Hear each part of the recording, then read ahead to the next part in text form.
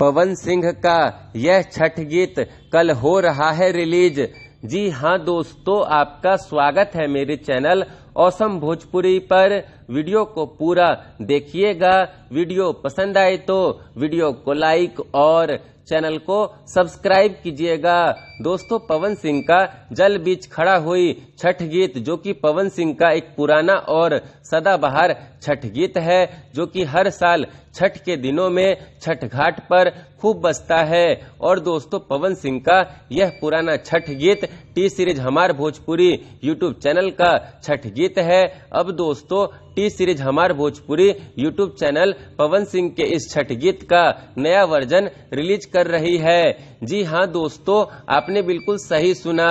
दोस्तों, T series हमार Bhojpuri YouTube channel Pawan Singh के छठ गीत जल बीच खड़ा हुई का लोफी मिक्स रिलीज कर रही है।